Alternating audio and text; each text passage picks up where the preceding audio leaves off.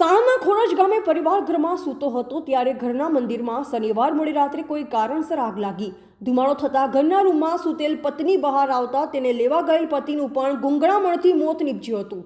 આ ઘટના બાદ દોડી આવેલ ગ્રામજનોએ પાણીનો મારો ચલાવી રૂમના પતરા તોડી બહાર કાઢી સારવાર માટે ખસેડ્યા, જ્યાં તબીબે મૃત જાહેર કર્યા છે। સાણંદ તાલુકાના ખોરજ ગામે પરાવાસમાં ભવાનભાઈ નારાયણભાઈ મકવાણા પરિવાર સાથે રહે છે અને શનિવાર રાત્રે ભવાનભાઈના માતા પિતા અને તેઓની દીકરી બહાર ઓસરીમાં સૂતા, જ્યારે તેમના ભાઈ વિક્રમભાઈ નારાયણભાઈ અને ભવાનભાઈનો દીકરો બંને પહેલા રૂમમાં સૂતા। ભવાનભાઈ તથા તેમના પત્ની ભૂરીબેન બીજા રૂમમાં સૂઈ ગયા હતા, જ્યાં કોઈ બારી ન હતી। દરમિયાન શનિવાર રાત્રિના 2:30 વાગ્યાના અરસામાં ભવાનભાઈના માતા પિતાએ આગ લાગવાથી બૂમાબૂમ કરતા તેઓના ભાઈ જાગી બહાર આવી ગયા।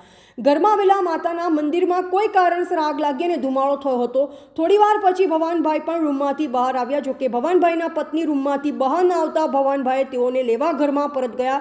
ઘણો સમય થવા છતાં પતિ પત્ની બહાર ન આવતા ગ્રામજનો દોડી આવ્યા અને આગ પર પાણીનો મારો ચલાવી આગ પર કાબુ મેળવ્યો અને રૂમના પતરા ઉપરથી તોડી નાખ્યા બાદ ધુમાડો ઓછો થતાં લોકો રૂમમાં જઈ 32 વર્ષીય ભવાનભાઈ અને તેઓના પત્ની 30 વર્ષીય ભૂરીબેનને બેભાન હાલતમાં બહાર કાઢી સારવાર માટે સાણંદ સામૂહિક આરોગ્ય કેન્દ્ર ખસેડ્યા, જ્યાં ફરજ પરના તબીબે બંનેને મરણ જાહેર કર્યા હતા।